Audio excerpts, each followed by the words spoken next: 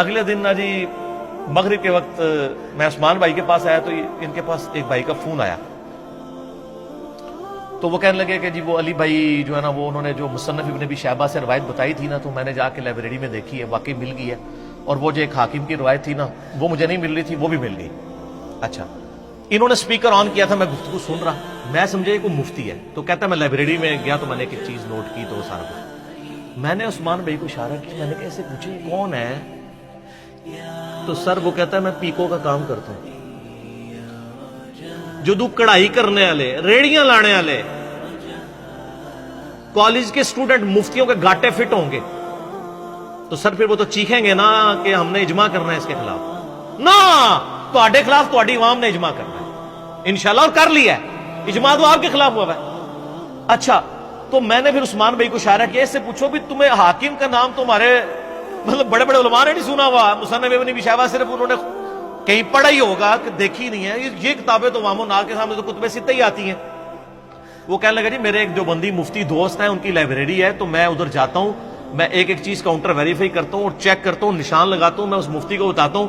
تو کہتا ہے میں نے پھر انہوں نے بتایا علمی ایک لطیفہ، انہوں نے کہا کہ مفتی کہتا ہے یار یہ تو جو یہ تجھے کون بتاتا ہے، تو اس نے کہا کہ وہ میں انجینئر صاحب کو سنوں، کہتا وہ تو مرتد ہے، استغفر سیدھا انہوں ایک منٹ میرے سامنے بٹھا اور ایک منٹ نہیں کٹ سکتا، وہ کہتا انہوں چھاڑ دے تو میرے سامنے نہیں ایک منٹ بیٹھ سکتا، نا پرانیاں گلاں، پرانے فرقے، پرانے بزرگ، یہ پرانیاں گلاں نے، اس زمانے جاہلیت میں ہوتا تھا۔ اب تو پیکوں والے، ریڈیوں والے، کالج کے اسٹوڈنٹ، موچی، کتابیں بیچنے والے، ٹھیک ہے جی، اور مٹیریل بیچنے والے، وہ اب جناب علماء کو فٹ ہوئے ہیں۔ تو اس نے کہا یہ دیکھ لے حدیثیں لکھی ہوئی ہیں نا 5B میں جو لکھی ہیں کربلا کے اوپر، یہ نکل رہی ہیں کہ نہیں؟ وہ کہتا ہے نہیں علی مرتد ہے۔ اس نے کہا اچھا علی تو مرتد ہے، اور علی نے جن سے حدیثیں نقل کی ہیں وہ تو اس سے بڑے مرتد ہیں۔ آئے ہائے ہائے پھکی، اے پھکی ساری اتنے نہیں، یہ سب پوری دنیا پھکی اپنے اپنے سٹائل ہی پھیل رہی ہے۔ اسی لیے ہم نے کوئی فرقہ نہیں بنایا، کوئی جماعت لانچ نہیں کی۔ مجھے بڑے لوگ ابھی مشورے دیتے ہیں کہ جی وہ ایک پلیٹ فارم سے آواز پوری دنیا میں بلند ہونی چاہیے، ایک ٹویٹر اکاؤنٹ ہو۔ میں نے کہا نہ، ہر گلی میں انجینئر الگ ہونا چاہیے، ہر ملک کا انجینئر الگ ہونا چاہیے، ہر گاؤں کا انجینئر الگ ہو، وہ اپنے اپنے حلقہ اثر میں دعوت و تبلیغ کا کام کرے۔ اگر ایک پلیٹ فارم کے نیچے کریں گے تو وہ بت کھڑا ہوگا۔ ایک شخص ایسا ہے جس کے اوپر ہم اکٹھے ہو سکتے ہیں، وہ صرف نبی علیہ السلام کی ذات ہے، ما ضل صاحبکم وما غوا۔ تو آپ پوری امت کو امام اعظم محمد رسول اللہ صلی اللہ علیہ وآلہ وسلم کی ذات کے اوپر اکٹھا کریں، بجائے آپ یہ کرنے کے کہ آپ انجینئر صاحب کے اوپر کریں۔ اس لیے ہم کوئی مدرسہ یہ کام نہیں کرتے، انہی مشتوں میں رہیں، اور یہ بڑی برکت ہے۔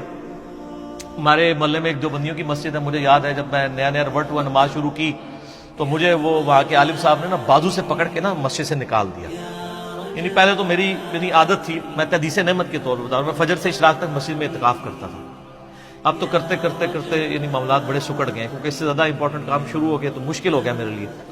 تو پھر میں نماز پڑھ کے نکل آتا تھا، تو بلکہ وہ میں تو آمین زیادہ اونچی بھی نہیں کہتا ہوں، میں درمیانی آمین جو سنت ہے وہ پھر بھی ان کو چپتی تھی، تو ادھر جا کے پڑھا کر یہ وہ، میں چپ کر کے سنتا رہتا تھا، میں نے مسجد نہیں چھوڑی، ٹھیک ہے۔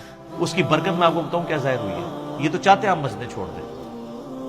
آج وہ 15-20 بندے رفع الیدین کرتے ہیں، آمین کہتے ہیں، مسجد گونجتی ہے، مفتی صاحب کو کوئی وٹ نہیں چڑھتا۔ لیکن اگر میں اس وقت ایک چلا جاتا تو وہاں دعوت، اس لیے میں کہتا ہوں جہاں ہیں وہاں لگے رہیں، یہ آپ کے بھائی ہیں، آپ ان تک بات پہنچائیں، ٹھیک ہے۔ پھر آپ کو اللہ تعالیٰ خود بخود ساتھی دے گا۔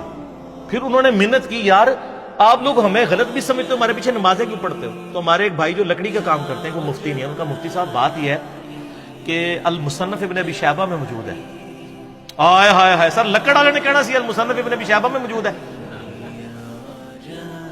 تو آڑے مولویوں نے بخاری مسلم نہیں پوری پڑھی کہ جی عبداللہ بن عمر کہتے ہیں جب تک خوارج کی مسجدوں سے حی علی الصلاح حی علی الفلاح کی آوازیں آئیں گی، ہم ان کی اذانوں کا جواب بھی دیں گے، ان کے پیچھے نماز بھی پڑھیں گے۔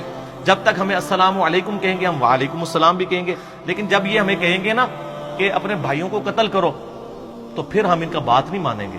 تو انہوں نے کہا عبداللہ بن عمر تو کہہ رہے ہیں کہ حی علی الصلاح حی علی الفلاح جہاں سے آواز آئے نماز پڑھو، تو اگر آپ چاہتے ہیں کہ ہم آپ کی اس دیوبندیوں کی مسجد میں نماز نہ پڑھیں، چونکہ وہ خود بھی پوری زندگی دیوبندی رہے، ان کے والد صاحب بھی تو وہ ریورٹ ہوئے تھے.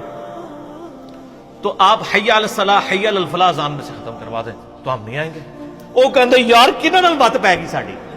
سر دنیا میں آپ نے ایسی زبردستی محبت کرنے والے لوگ دیکھے ہوں گے جو اختلاف رائے کے باوجود کہیں کہ پیچھے اس امام کے. سر یہ ہے چینج, یہ ہے تبدیلی. ٹھیک ہے, سنن کبری البیہقی میں, مصنف ابن ابی شیبہ میں, سنن کبری البیہقی میں, مصنف ابن ابی شیبہ میں مولا علی ولی ہے خوارج کے بارے میں. تو یہ دیکھ لیں, یہ بتا رہے ہیں, ایک مفتی نہیں ہے لیکن سارے علم کسی کی میراث تو نہیں ہے نا, کاؤنٹر ویریفائی کریں گے. تو پھر لوگ, پھر حضرت عمر بھی پیدا ہو جاتے ہیں. میں بتاؤں ہر جگہ.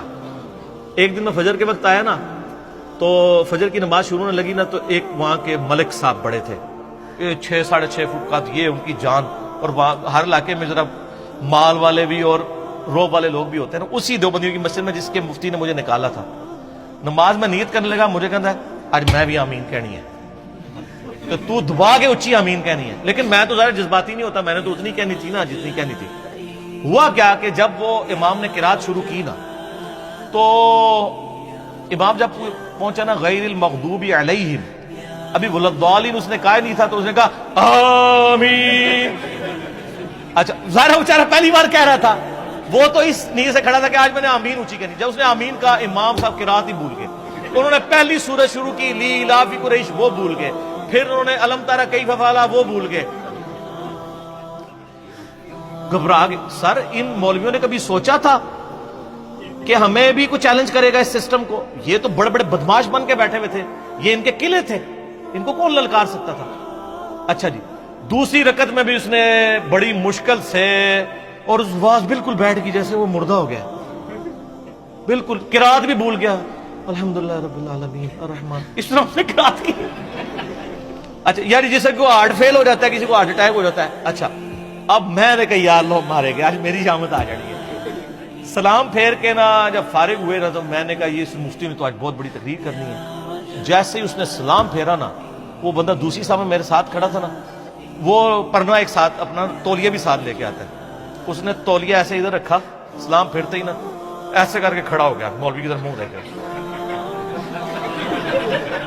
بس ایڈی کو جناب علمی کتابی تے مجاہد ملت ہوندے نے. وہ کوئی غریب آدمی نہیں تھا, وہ ملک تھا وہاں کا. اس نے اشارہ بھی کیا بول, تو نہ پھر وہ حدیث بول سکیا نہ کوئی گل, چپ ہی کر گیا. اس نے ٹاپک ہی نہیں ڈسکس کیا. وہ دن آج کا دن مسئلہ فتنہ ختم ہو گیا. ایک دوسرے بھائی تھے, وہ بھی دیوبندی سے ریورٹ ہوئے, ان کو بڑا تنگ کرتے تھے, تو وہ تقریریں پوری اس کے اوپر کرے. اور اس کی آپ حوصلہ دیکھیں سر, یہ حوصلہ ہم نے لوگوں کو دیا نا کہ ممبر, ہم تو پتہ ہے نا تقریر بھی ہو رہی ہو تو 2 نفل پڑھتے ہیں, بخاری مسلم میں ہے کہ آپ نے, وہ تقریر اس کے خلاف ہو رہی ہوتی تھی, وہ سیدھا پہلی صف میں کھڑے ہو کے نا اللہ اکبر, تقریر اس کے خلاف ہو رہی ہے, سلام پھر کوئی غصہ نہیں کوئی کچھ نہیں. تو بعد میں وہ مولانا صاحب کو اس نے کہا حضرت صاحب آپ ہمارے لیے بہت قابل احترام ہے, ہم نے آپ سے قرآن بچپن میں پڑھا ہوا ہے, ہم آپ کی بڑی عزت کرتے ہیں, آپ جتنا مرضی کریں گے ہم آپ کے ساتھ کوئی غصہ نہیں کریں گے. البتہ ہم ایک ایپلیکیشن تھانے میں دے دیں گے کہ عالم صاحب یہاں پہ مذہبی منافرت پھیلا رہے ہیں, پھر پولیس جانے اور ہم آپ کے ساتھ بے حرمتی والا معاملہ نہیں کریں. یہ تو اللہ کا فضل ہے, یہ رد الفساد اور ضرب عضب شروع ہوا ہے, تو جو دہشت گرد مولوی ہیں ان کے فتنوں سے ہم جیسے جو بیچارے انوسینٹ لوگ ہیں نا وہ محفوظ ہیں, ادروائز تو مصیبت کھڑی ہو جاتی ہے. اللہ سے دعا کریں کہ اللہ تعالیٰ یعنی اس ملک کو مزید یعنی استحکام کی طرف لے کے جائے, اور یہاں پہ رول آف لا ہو, جوڈیشری کی حکمرانی ہو, کوئی فوجی لیڈر, کوئی ایجنسی کا لیڈر, کوئی پولیٹیکل لیڈر عدلیہ سے اوپر نہ ہو, سب عدلیہ کو اکاؤنٹیبل ہوں, اور دلائل اور شواہد کی بنیاد کے اوپر یہ کام نہ ہو جو کچھ ساہیوال کے اندر ہوا ہے, بلکہ جو بندہ ڈیزرو کرتا ہے عدالت میں پروڈیوس کر کے عدالت سزائیں دے. رول آف لا یہ ہے, یہ انصاف کا نظام, یہ وہ نظام ہے جو اللہ نے اپنی کتابوں کے ذریعے, اپنے نبیوں کے ذریعے جو ہے وہ عوام الناس تک پہنچایا.